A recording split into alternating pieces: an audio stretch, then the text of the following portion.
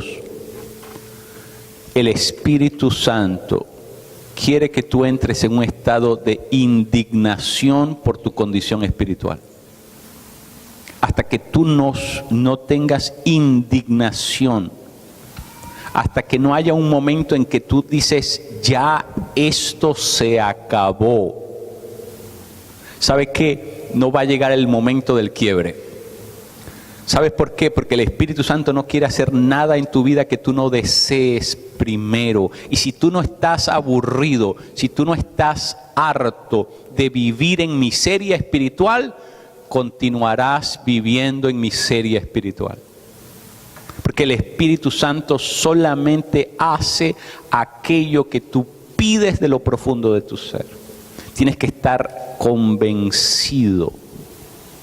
Por eso muchas veces nuestros periodos se prolongan en la miseria, porque tiene que llegar un momento de indignación en el cual tú dices, no quiero esto más en mi vida, no tolero esto más en mi vida, no lo permito más, me harté. Tienes que llegar a ese punto. Allí es cuando el Espíritu Santo entiende que tú vas en serio. Y cuando tú vas en serio, el Espíritu Santo te toma en serio. Así que tenemos que indignarnos. Porque mientras nosotros toleremos nuestro propio estado espiritual, ¿sabe qué, mi querido? No pasa nada. No pasa nada. Gloria a Jesús. Vamos a estar esta mañana en Mateo capítulo 6. Mateo en el capítulo 6. Vamos a leer 9 al 15. Va a estar ahí en la pantalla. Mateo en el capítulo 6. Vamos a leer los versos del 9 al 15. Es un texto muy conocido. Tiene que ver con la oración. Tiene que ver con lo que se llama la oración del Padre Nuestro. Si alguien me hace el favor, lo lee en voz alta, clara e inteligible.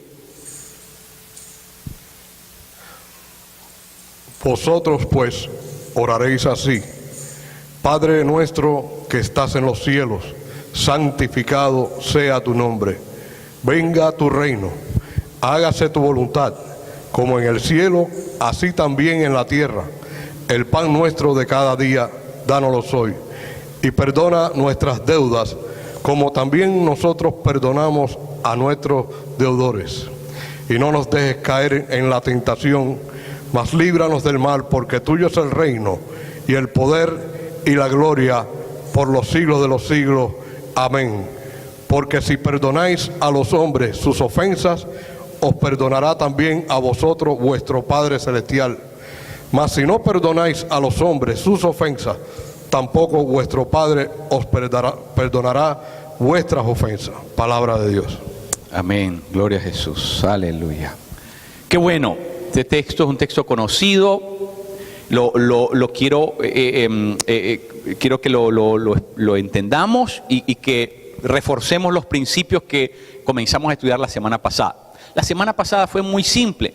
Lo que hicimos fue básicamente poner cuál es el propósito de la oración. Y yo les dije a ustedes que hay un propósito doble en orar. Lo primero es que Dios quiere que nosotros nos entremos en comunión con Él. Yo les dije a ustedes que la oración, sintetizándolo, era un encuentro. Y orar es un encuentro con Dios. Cada vez que nosotros oramos, hacemos una cita con Dios para encontrarnos con Él. Entonces la oración nos une a Dios. Entonces lo primero que logra la oración es que desarrollemos comunión con Dios. Comunión con Dios, ¿verdad? La palabra comunión significa la unión que hay en común entre dos partes. Común unión. Es una unión que hay en común. ¿Y cuál es el objetivo de la comunión? El objetivo de la comunión es que nos hagamos uno con Dios. Esa es la idea, nos hagamos uno con Él. Entonces cuando nosotros oramos, ¿sabe lo que comienza a pasar en su vida, mi querido? Esto es bello. Cuando nosotros aprendemos a orar, aprendemos a meternos en la presencia de Dios, nuestra vida se va amalgamando con la persona de Dios. Nuestra persona, nuestro ser espiritual, naturalmente, se va derritiendo en la presencia de Dios. Porque Dios es como un fuego, que cada vez que nosotros nos acercamos a Él y pasamos tiempo en su presencia, comienza a tener un efecto en nosotros. Y el Espíritu Santo, ¿verdad?, obra en nuestra vida. Y aunque nosotros no lo podamos ver, ¿verdad?, no lo podamos registrar, no, hay un proceso en el cual hay una aliación. ¿Sabe lo que es una aliación? Se unen, ¿verdad? Se unen dos sustancias y se entremezclan. Y ya en ese proceso ya no se sabe cuál es cuál. Y eso es lo bello que pasa con Dios. ¿Sabe lo que va a pasar cuando nosotros aprendemos a desarrollar la comunión con Dios? Lo que va a pasar es que ya la voluntad de Dios va a terminar por ser nuestra propia voluntad. Porque mientras más nos unimos a Él, las cosas de Él comienzan a ser ahora cosas nuestras. Las propiedades de Él, las virtudes de Él, los deseos de Él, la agenda de Él comienza a ser ahora nuestra. ¿Por qué? Porque nos hemos amalgamado. ¿Ve? El corazón de Dios comienza a manifestarse y comienza a reproducirse y comienza a darse a conocer a través de nosotros. ¿Por qué? Bueno, porque es que en esa unión es inevitable. Cuando usted se le arrecuesta algo, ¿verdad?, que tiene un olor particular, ese olor se le pega en el cuerpo a usted. Es inevitable. Y cuando usted se mete en ese roce, en ese rapor, en esa intimidad con Dios, pues obviamente las propiedades de Dios comienzan a ser una realidad en su propia vida. Porque hay un proceso de comunión. Ese es el primer principio de la oración. Es que la oración existe, ese encuentro existe y tenemos que cultivarlo. Es porque Dios nos creó para tener comunión con Él. Ahora, lo que pasa es que Dios, ¿verdad?, y eso es lo que veíamos la semana pasada, nos da por un lado la comunión, pero por otro lado nos da la responsabilidad de representarlo. ¿Por qué? Mi querido, porque en toda relación, relación saludable, toda relación saludable, hay un deber, hay un derecho y hay un deber. Entonces, el gran privilegio que Dios nos da es que podamos estar en su presencia, es que podamos conocerlo, es que podamos intimar con Él. Pero una vez que eso sucede, Dios comienza a cargarnos, llenarnos de sus deseos, de su pasión, comienza a aflorar en nosotros lo que está en el corazón de Dios. Porque en el momento en que tú tienes comunión con Dios, Dios comienza a depositar en tu vida su voluntad. Y entonces la voluntad de Dios se convierte en algo irresistible. ¿Y sabe para qué sirve la voluntad de Dios? Para que nosotros podamos entender lo que nos toca hacer aquí en la tierra. Entonces, conclusión. Dios quiere que tengamos comunión con Él, porque la comunión con Él nos va a llevar a que nosotros seamos sus representantes aquí en la tierra. Y ese es el círculo de la oración. Comienza por la comunión, pero termina en que nosotros comenzamos a ejercer la autoridad de Dios sobre la tierra. ¿Ve? La comunión no es algo solamente puramente estético, no. Hay una función, hay algo que pasa en esa comunión. Y lo que pasa es que Dios nos está cargando de Él, nos está llenando de Él. Es como una batería que usted la pone a cargar. Y cuando esa batería se va llenando, llega un momento que ahora esa batería puede compartir. La energía que tiene concentrada la puede ahora impartir a otro. Y eso es lo que pasa en la oración. Cuando tú te metes en la presencia de Dios, cuando tú cultivas la intimidad con Dios, lo que va a pasar es que te vas a llenar de las cosas de Dios y vas a poder entonces ahora puedes entonces comenzar a impartir, puedes comenzar a compartir, puedes dar palabra porque tú has estado en la presencia de Dios. Entonces hay una palabra que comienza a surgir, a emanar de tu vida. Es algo que no puedes evitarlo, es algo que comienza a brotar, es algo que se va a rebosar en tu vida. ¿Por qué? Porque tú has estado en la presencia donde Dios está. Cuando tú estás allí, comienza eso a externarse, comienza eso a manifestarse, es inevitable, ¿verdad? Pero como les dije, es como un matrimonio. Cuando usted se casa, ¿verdad? Usted se lleva lo bueno y lo malo de la persona con la que se casó. Eso es inevitable. Si usted se casó con ella o con él y él o ella es enfermizo, usted tiene que cargar con esos problemas de ahora en adelante. Ni modo que usted la va a mandar para la casa de la mamá a la esposa y le va a decir, no, cuando pase la enfermedad, entonces vuelves otra vez para acá. Ni modo, no puede. O sea, eso de aquí en adelante es su responsabilidad. Usted se casó para las buenas y para las malas, como se dice. Y entonces, así es la relación con Dios. Cuando tú entras en la comunión con Él, comienzas a disfrutar todo lo bueno de Dios, lo maravilloso que es la experiencia con Dios, y comienzas a recibir una impartición celestial. Pero ¿sabe qué? Hay un deber también. No solamente es el beneficio, el derecho, hay un deber también. Y el deber es que Dios quiere que al unirte con Él, también tú asumas la responsabilidad de representarlo a Él aquí en la tierra. Así que la oración no termina solamente en comunión. La oración termina cuando yo participo activamente de la voluntad de Dios. Esto en la Biblia se llama el yadá. Es una palabra griega que significa comunión. Pero ¿sabe lo que implica esa palabra hebrea que significa comunión? En griego se dice koinonía, ¿verdad? Pero la palabra hebrea, yadá, significa, mire qué interesante, significa cuando usted se une con una persona, se une a la persona y se une al propósito de la persona. ¿Qué quiere decir eso? Que usted se une a Dios, pero en el momento que usted se une a Dios, usted se hace responsable por los propósitos, por los cometidos, por la agenda que Dios tiene en la tierra, ¿verdad? Por eso San Agustín decía, lex orando, lex credendo. Es decir, oramos lo que creemos. Vamos a orar lo que creemos. Cuando usted se une a Dios, inevitablemente usted tiene que participar de lo que Dios hace. Y eso es lo bello del Padre, de la oración del Padre Nuestro. Mire cómo comienza la oración. Bueno, Jesús primero dice, cuando oren, oren así. Y les comienza a dar esta oración.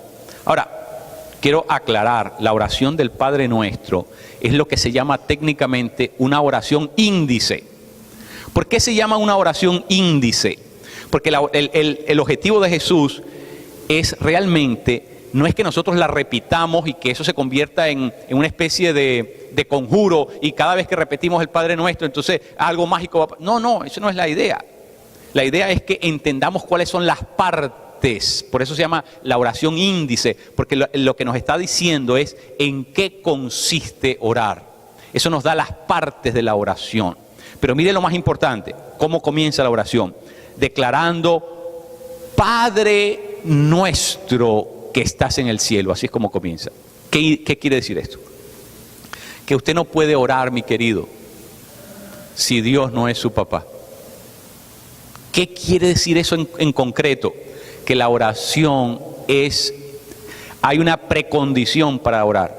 Y la precondición es que usted tiene que tener una relación con Dios. Y no es cualquier tipo de relación. Dios tiene que ser tu papá. Dios no puede ser el 911. Dios no puede ser el rescue, el bombero, el policía. Dios tiene que ser tu papá. Si Dios no es tu papá, no puedes orar. La oración comienza diciendo, Padre nuestro. Él tiene que ser alguien para mí. Para yo poder orar, yo tengo que tener una relación, porque la oración es una relación. ¿Ve? ¿Por qué es importante eso? Miren, yo no sé si usted sabe esto, pero a Jesús lo mataron porque Jesús comienza a llamar a Dios, lo comienza a llamar Abba. Y cuando los judíos, los fariseos en el tiempo de Jesús, escucharon a Jesús referirse al Padre, es decir, a Dios, referirse como Abba, se escandalizaron. Eso está en los evangelios. Y comenzaron desde aquel momento a tramar cómo podían matarlo. ¿Por qué? Porque Jesús no solamente le decía papá, le decía papá. papito. Y los judíos no llamaban a nadie padre, sino solamente a Abraham y a David. Y Jesús no le llamaba padre a David ni a Abraham. Jesús le llamaba padre a Dios mismo. ¿Sabe lo que eso implica? Jesús estaba diciendo con eso que Él era el Mesías de Dios que tenía que venir. Él tenía una relación, y por eso es que Jesús, todo su ministerio, ¿verdad? Hay una relación íntima con el Padre. Jesús dice, yo no vengo a decir nada de mí mismo, sino lo que le escucho decir al Padre, eso digo. Yo no vengo a hacer mi propia voluntad, yo vengo a hacer la voluntad del que me envió. En otras palabras, Jesús tiene una relación viva, dinámica, una relación profunda, una relación, ¿verdad?, intensa con el Padre. Y eso es exactamente en lo que consiste la oración. La oración consiste en que nosotros podamos encontrarnos, hacer citas con Dios en las cuales nos conocemos más y comienza a surgir una intimidad, un rapport, una vida tan profunda entre el Padre y nosotros, ¿verdad? Que ya no necesitamos preguntarle, ¿será esto tu voluntad? No, ya en nosotros está el sentido, el querer, el hacer las cosas de Dios, porque esa intimidad ha producido algo profundo en nosotros. Dios se ha amalgamado con nosotros y cada vez hay menos de nosotros.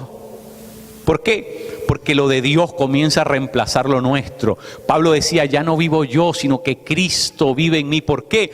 Porque el ego comienza a ser reemplazado, la agenda propia, los intereses propios, la vanidad de la vida, la angustia de la cotidianidad, todo eso comienza a ser reemplazado por los intereses de Dios, por los deseos de Dios, por los gustos de Dios.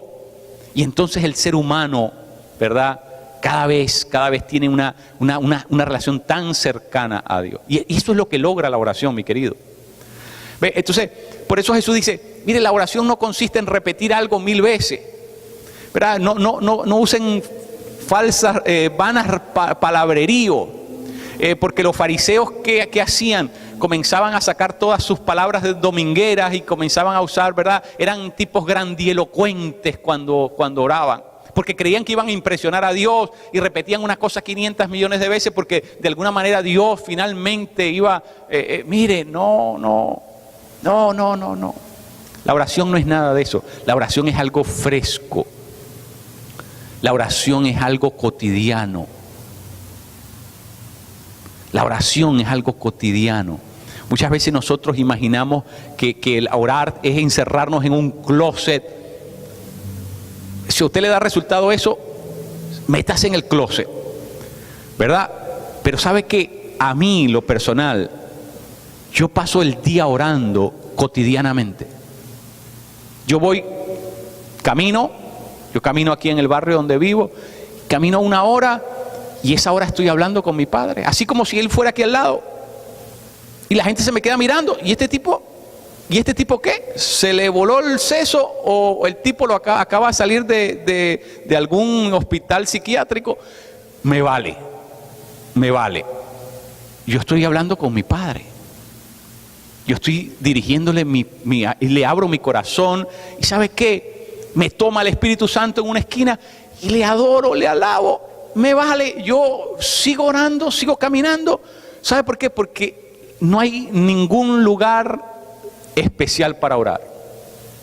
El lugar donde se oraba en Israel, Dios dice, Jeremías 7, casa de oración será llamada, el templo. Pero ¿sabe qué? Nosotros ahora somos el templo. Nosotros somos el lugar de oración ahora.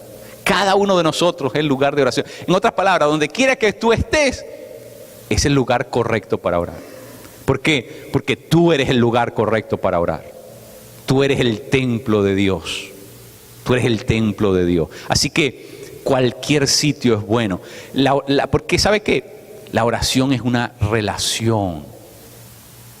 La oración está basada en una relación.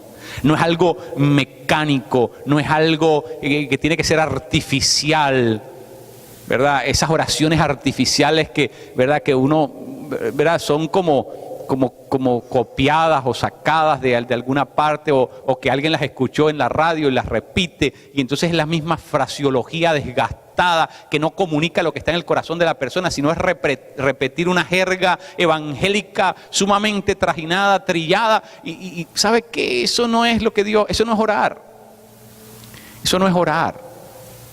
Orar es cuando tú le abres tu corazón a Dios como tú eres. Y en los términos tuyos, en las palabras tuyas, tú le hablas a Él lo que tú sientes, ¿verdad? Pero ¿sabes qué? Esa relación va creciendo. Y en la medida que tú comienzas a abrirle tu corazón, Dios comienza a llenarte el corazón. Mire, C.S. Lewis decía una cosa muy interesante. C.S. Lewis fue uno de los grandes literatos de Inglaterra, cercano a ganar el Premio Nobel de la Literatura. Bueno, es un fenómeno en el mundo de la literatura. Y hizo muchas obras cristianas. Pero él decía una cosa interesante: que mi verdadero yo le hable a tu verdadero tú.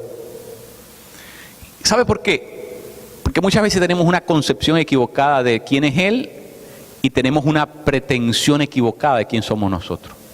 Y en la oración tiene que haber una relación cercana, tiene que haber intimidad.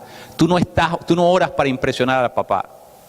Tú oras, tú corres a los brazos de tu papá. Tú quieres. Muchas veces no hacen falta ni las palabras. Cuando tú lo miras al Padre a los ojos, cuando tú te abrazas a Él, cuando ya no hace falta muchas cosas. Los fariseos se paraban en las plazas y levantaban las manos, y entonces era una catizumba de palabras rebuscadas, una cosa, ¿verdad? ¿Sabes qué, mi querido? No. Eso no es lo que Dios quiere.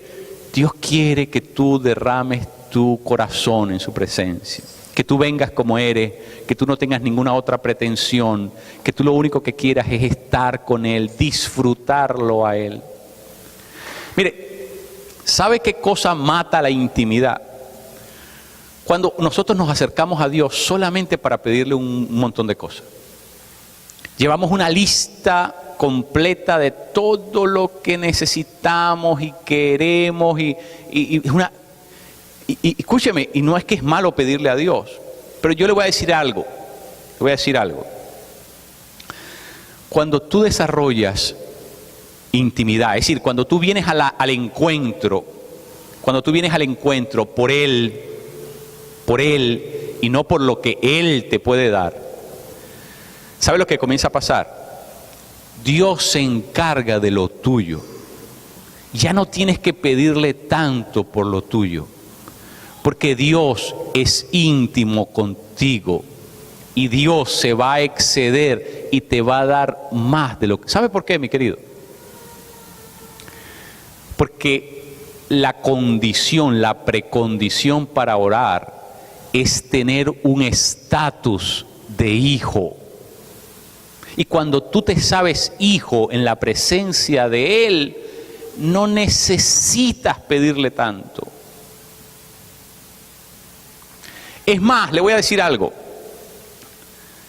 Es un acto de fe saber que Dios va a velar por lo mío. Yo lo voy a atender a Él y Él se va a ocupar de mis cosas. Eso es un acto de fe. Por eso Jesús le dice, no te afanes por lo que van a comer, por lo que van a vestir, no te afanes porque por las cosas de aquí, de la tierra, no te afanes. Tú llégate hasta tu Padre. Tú llégate a tu Padre. Tú construye una relación íntima con Él. Búscalo a Él. A Él. No a las bendiciones que te puede prodigar. No busques granjear nada en su presencia. Búscalo a Él. Búscalo a Él. Intima con Él. Porque cuando nosotros tenemos esa relación cercana, todo lo otro Dios lo hace. Porque Dios vela por sus hijos. Dios cuida a sus hijos. Nadie tiene que decirle a Dios, Dios tiene que ser un buen padre. Mira estos aquí, este montón de malcriados, chorreados. No. Dios, nadie le puede enseñar a Dios a ser padre. Nadie le puede enseñar a Él ser padre. Él es el Padre bueno. Y por lo tanto, tus necesidades ya son conocidas por Él. Pero ¿sabe qué cosa es triste? Que nosotros solamente lo buscamos para pedirle algo. Y no tenemos una intimidad con Dios. Entonces Dios lo convertimos en el 911.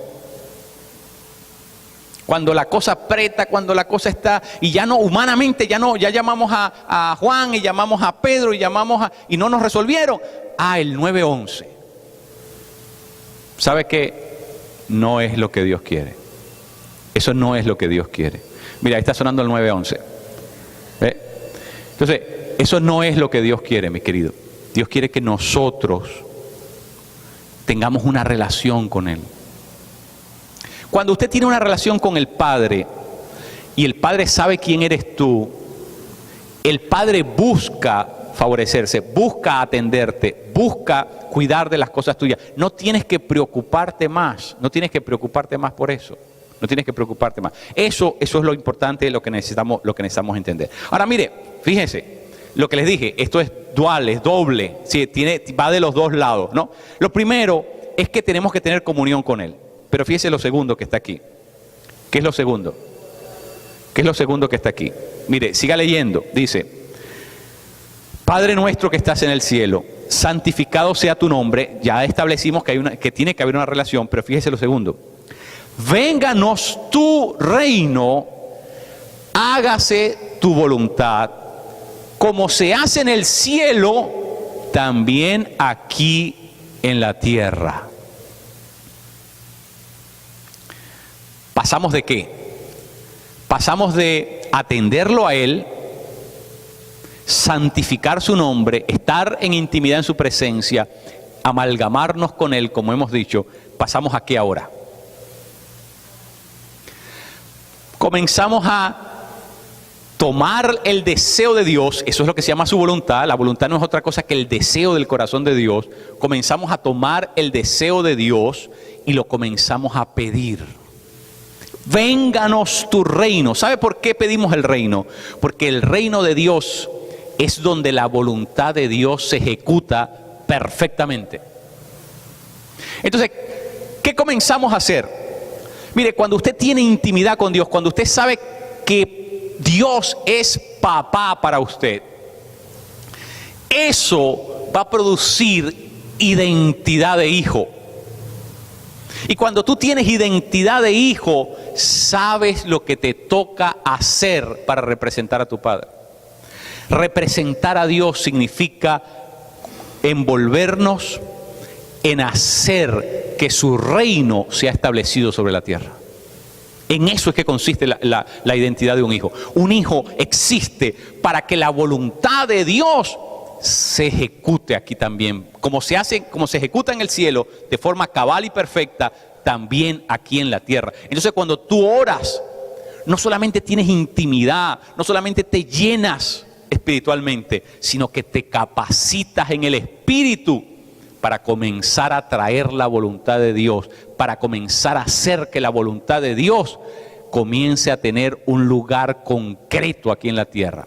Mire, dice la Escritura en Primera de Juan, capítulo 3, verso 8, que Jesús vino a destruir las obras del diablo.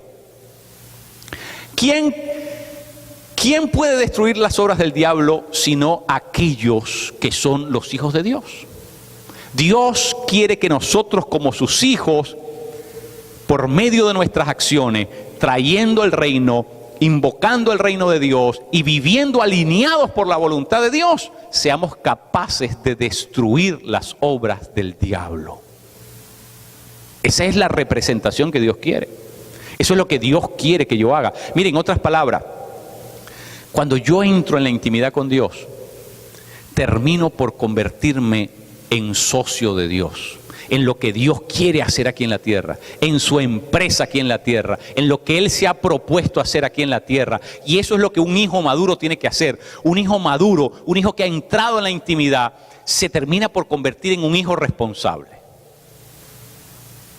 El derecho es el derecho a entrar. Yo tengo derecho a cruzar el velo y entrar en la presencia del Altísimo. Ese es mi derecho como hijo. Yo tengo derecho a entrar en la alcoba de mi padre. Yo tengo derecho a estar en la intimidad con él. Yo tengo el derecho de poder mirarlo a los ojos. Yo tengo el derecho de disfrutar de su paternidad.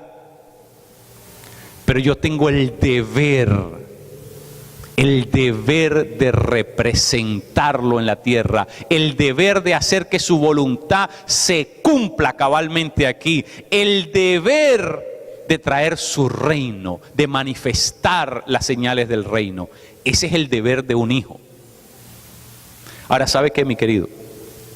Si yo no tengo intimidad, no tengo identidad. ¿Qué quiere decir eso? Eso quiere decir que por último te quedaste sin las dos cosas. Como el perro que estaba cuidando las dos tortas, dicen los mexicanos, ¿verdad? Se quedó sin la una y se quedó sin la otra porque no estaba ni aquí ni estaba allá, y cuando fue a ver le comieron las dos. Entonces, ¿qué pasa, mi querido? ¿No tienes comunión con Dios? Nunca vas a poder representarlo. Entonces, si no tienes comunión, te perdiste las dos cosas. Te perdiste el derecho y te perdiste el deber. Y déjeme decirle que tanto el derecho como el deber son privilegios reservados únicamente para los hijos de Dios. Yo se los he dicho muchas veces anteriormente, y es que el reino de Dios es un negocio de familia. ¿Se acuerdan que se los he dicho muchas veces? El reino de Dios es un negocio de familia. Los ángeles no pueden manifestar el reino. Los ángeles no pueden manifestar las señales del reino. Solamente los hijos, porque Dios hace negocio solamente con sus hijos. Hay ciertos grupos que solamente hacen negocio entre familias. Uno de ellos son los chinos. Los chinos son personas supremamente desconfiadas. No te hacen negocio fuera de la familia. Solamente los que son la familia. Usted ve un restaurante chino, casi todos son familia. Porque ellos se protegen de esa manera. Y cada familia se establece su propio negocio. Bueno, Dios es la misma, Dios funciona igual. Dios no mete a nadie en el negocio del reino, sino solamente aquellos que son sus hijos. ¿Y sabe qué, mi querido? Si Dios no tiene hijos que asuman el deber, la responsabilidad, el negocio se para. ¿Qué pasa en una iglesia? Vamos a hablar ahora concretamente de nosotros aquí, la iglesia local. Si no hay gente que está desarrollando una intimidad con Dios. ¿Qué pasaría en una iglesia donde no hay gente desarrollando una intimidad con Dios? Gente que no está cultivando esa relación profunda con el Padre. ¿Qué va a pasar? No va a haber nadie que pueda ejercer el deber. No va a haber nadie que pueda asumir la responsabilidad. No va a haber nadie que eche para adelante los negocios de Dios, los intereses de Dios. Y en otras palabras, ¿sabe lo que significa? Para hablarle bien concreto y en criollo, lo que significa es que nadie va a destruir las obras del diablo. Y entonces, ¿qué va a pasar? Que nosotros perdemos nuestro propósito de ser la iglesia de Cristo sobre la tierra. Porque si nosotros no podemos destruir las obras del diablo y nosotros no podemos establecer el reino, entonces, ni fu ni fa. En otras palabras, estamos matando el tiempo, es lo que estamos haciendo. Estamos solamente de paseos aquí en la tierra, tomando vacaciones, no hay ningún objetivo. No estamos dando con los propósitos que Dios tiene para nosotros, no estamos dando en el blanco. Yo no quiero vivir así. Yo no quiero vivir de esa manera. Yo no quiero que esta iglesia diluya su efecto y lo que Dios nos puso a hacer aquí, porque nosotros no queremos, no sabemos tener intimidad con el Padre. ¿Qué les parece a ustedes? ¿Vale la pena o no entonces entrar en la habitación y tener vida secreta con Dios? ¿Es importante o no es importante? Supremamente importante, mi querido. Porque todo lo que Dios se ha propuesto hacer a través de tu vida, como hijo, como hija de Él, todo lo que Dios se ha propuesto hacer puede terminar en un fracaso total. Simple y llanamente porque no cultivamos. Pero también puede pasar lo contrario. Puede pasar que uno de nosotros, y yo espero que sean todos, nos levantemos, ¿verdad? Que entremos en ese estado de indignación, ¿verdad? Nos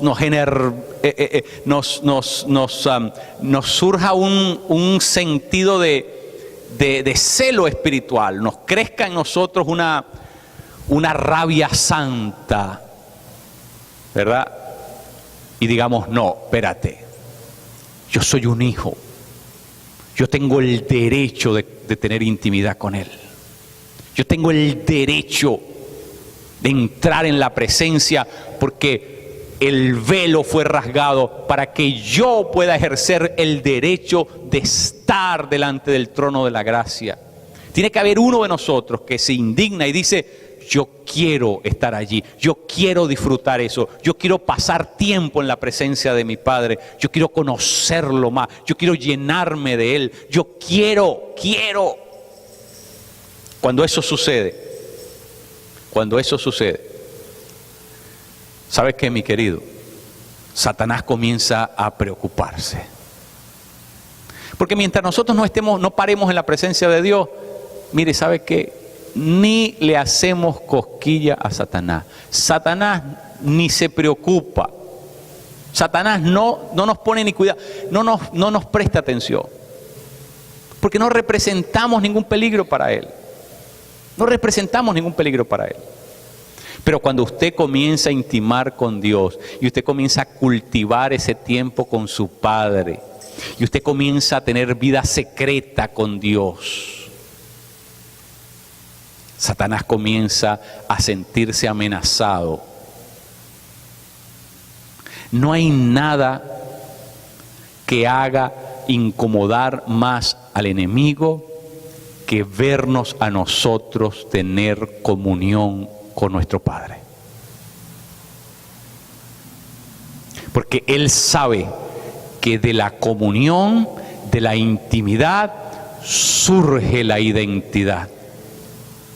¿Sabe cómo se borra la memoria histórica de un pueblo para que nunca más pueda levantarse? En la antigüedad, los grandes imperios habían aprendido que la manera de poder controlar a sus vasallos, a los pueblos vasallos, era desdibujando la memoria histórica. Por eso agarraban a pueblos, los desarraigaban de su lugar de origen, los llevaban a otro lugar y los del otro lugar los traían para acá y hacían un intercambio de poblaciones. Entonces la gente que estaba aquí nunca se sabía parte de esa tierra, no tenía historia, no tenía memoria, no tenía acervo. Esa gente no se podía nunca sublevar contra el enemigo. Y los que se habían llevado para allá, que pertenecían aquí, les pasaba exactamente lo mismo. Nunca se podían levantar en contra del enemigo. ¿Sabe lo que Satanás quiere hacer en tu vida? Que tú no entres en la presencia de tu papá para que no descubras quién eres, para que no tengas memoria histórica, para que no tengas identidad, para que nunca puedas representar una amenaza contra él, porque solo los hijos expanden el reino, solo los hijos pueden hacerle daño al enemigo, solo los hijos de Dios. Mi querido, tenemos que despertar. Por eso yo se los dije desde el comienzo, la oración no es cosa de viejas. La oración no es cosa de viejas plañideras. La oración no es un asunto aburrido. La oración es donde se cuecen las habas. La oración es entrar en el horno donde Dios fragua la historia humana. La oración es el lugar más excitante porque se convierte en una aventura donde estamos viendo lo que Dios hace en medio de nosotros. Quien dice que la oración es aburrida, todavía no ha desarrollado la paternidad. Está viviendo fuera de la paternidad. ¿Se acuerdan la parábola del hijo pródigo? Estaba el hijo que se fue de la casa. Ese era un bandido. Ese se lo gastó todo, ¿verdad? La vida loca, al estilo de Ricky Martin, se la bebió, se la tomó. Bueno, ese sí se la gozó bien. Era un loco. Pero el otro, el seriecito, el que se quedó en la casa, el que respetó a su padre, el que no dejó de trabajar, el que estaba enfocado en... ¿Sabes qué? A ese también le pasó algo todavía más triste. Porque ese se quedó en la casa del padre, pero nunca desarrolló intimidad con el padre. El otro era un loco bien hecho, pero por lo menos regresó a abrazar al padre porque lo necesitaba y sentía el deseo de estar en la presencia de su padre. Pero el otro se quedó en la casa, pero era completamente ajeno para su padre. Era completamente ajeno. Yo no quiero que a ti te pase lo mismo, que te quedes en la iglesia, pero que nunca desarrolles la intimidad con el Padre. Eso sería la peor tragedia, quedarnos en la casa a trabajar para el Padre, pero sin tener una intimidad con Él, sin conocerlo genuinamente, sin tener rapport, sin tener vida profunda, sin tener vida secreta. Mire, Mateo 7, con esto termino, a mí me para los pelos Mateo 7, ¿sabe por qué? Mateo 7 dice, en aquel día muchos vendrán y me dirán, Señor, Señor. Y Jesús responde y dice, yo no los conozco, yo no sé quiénes son ustedes. Y lo peor, está en el Evangelio, capítulo 7 de Mateo. Malditos al fuego eterno, yo no los conozco a ustedes. El asunto no es que tú digas que conozcas a Dios. El asunto es si Dios te conoce a ti. Ahí es donde está la cosa. No es que yo diga que conozco a Dios porque voy a la iglesia evangélica. No es que yo diga que sí, que leo la Biblia, no. El asunto es si Él me conoce a mí. Y la única manera que eso puede pasar es si yo soy íntimo con Él. Es si yo he frecuentado su presencia. Es si yo llevo el olor de Cristo sobre mi vida. Ahí es donde está el secreto de esto, mi querido. La oración es regresar a la intimidad con Él. Regresar al tiempo de hacernos uno con Él, de fundirnos con Él, de amalgamarnos. Ese es el tiempo de la oración. Eso es lo que Dios quiere que nosotros hagamos. Porque cuando usted tiene intimidad, inevitablemente va a nacer en ti la identidad. Entonces, cuando tú tienes identidad, ya nadie tiene que decirte, mira, hay que ir a evangelizar y buscar los que están perdidos. No, si eso lo haces tú naturalmente, porque ya tú sabes quién eres. Y quien te lo recuerda es tu Padre cuando tú estás en oración. Tú no necesitas escuchar que te caigan encima y que te lo propongan 20. No, ya lo haces por deseo, porque Dios en la oración te ha llenado de lo que está en su corazón. Te ha llenado de lo que está en el corazón de Él. La oración, mi querido, es maravilloso. Maravilloso. Pero hay algo que se llama la fuerza de inercia. ¿Qué cosa es la fuerza de inercia? La fuerza de inercia es cuando algo está detenido. Cuando algo está detenido y usted por primera vez lo va a comenzar a mover, tiene que hacer un esfuerzo demasiado grande. Imaginen por un momento un carro. Usted va a empujar ese carro, pero ese carro está completamente detenido. A usted le va a costar comenzar a moverlo. Pero en el momento que usted vence la fuerza de inercia y el carro comienza a moverse, seguir moviéndolo es muy fácil. Pero usted tiene que remontar la fuerza de inercia. En la vida espiritual pasa lo mismo. En la oración pasa lo mismo. Comenzar a entrar en la presencia de Dios no va a ser fácil al comienzo. Y usted no debe esperar tener deseos para hacerlo, porque si usted se queda esperando el deseo de orar, le salen raíces en el sitio donde está. El deseo de orar no va a venir. Usted tiene que hacerlo como un acto de fe. Usted dice, es lo que me corresponde hacer porque yo soy hijo de Él. Me corresponde cruzar ese velo y estar donde Él está. Y usted comienza a vencer la fuerza de la inercia. Y una vez que la fuerza de la inercia es vencida, seguir va a ser mucho más fácil. Y usted va a comenzar a experimentar algo que no lo había experimentado hasta ese momento, una vez que rebasa la fuerza de la inercia, y es que usted le comienza a agarrar el gusto a entrar en la presencia de Dios. Al comienzo no va a suceder así. Orar no es un prado de flores blancas, no es una nube rosada. Usted tiene que cruzar el umbral de la inercia. Usted tiene que decidir, disciplinarse y decir, yo voy a hacerlo. Pero en el momento que usted hace un acto de fe, Dios comienza a poner en ti lo que a ti te faltaba.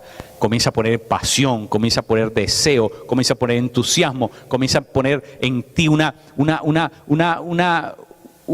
amor arrobador por Él. Comienza a crecer en ti una pasión, te vas a llenar de audacia, de tenacidad, de osadía santa. Todo eso va a comenzar, ¿sabe? Pero usted tiene que dar el primer paso.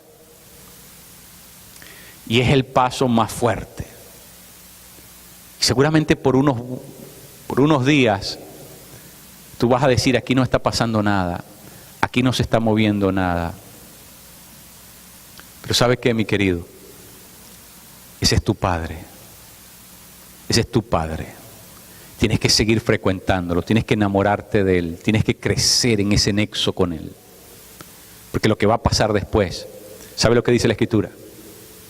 Aquel que te espera en lo secreto, te recompensará en público. Aquel que te espera en lo secreto, te recompensará en público. Ahí está la cosa.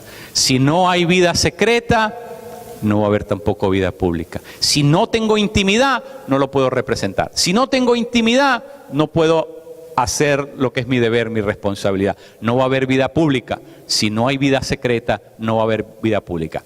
En conclusión, el secreto está en lo secreto. El secreto está en lo secreto, en ese tiempo que tú pasas secreto en la presencia de papá. El secreto está en lo secreto. Nos ponemos en pie. Dale un abrazo a tu hermano y dile, el secreto está en lo secreto.